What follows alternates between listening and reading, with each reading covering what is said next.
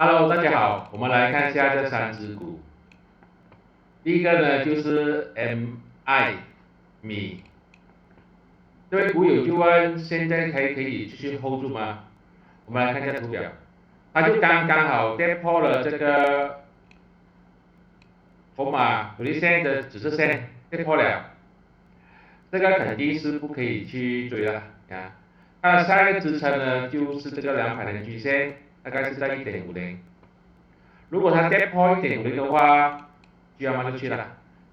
现在还没有跌破，还是可以继续 hold 住的。跌破1.50，那就去。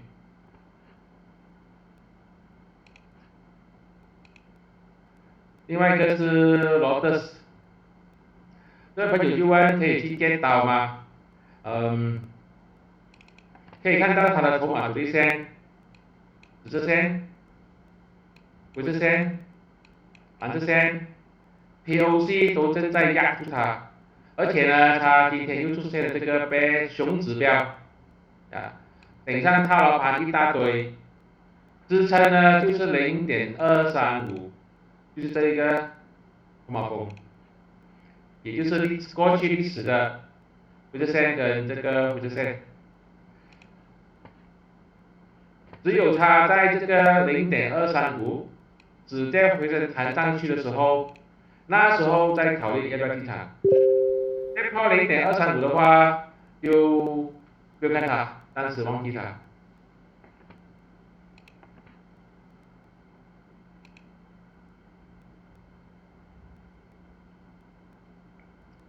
EWEIN 这位朋友就问，已经连续下跌了几天，应该 hold 住呢，还是应该卖掉它？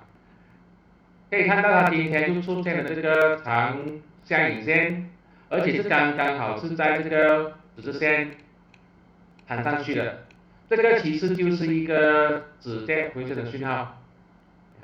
只要它没有跌破这个1.19，都是可以继续 hold 住它的，但是也不要随便去追。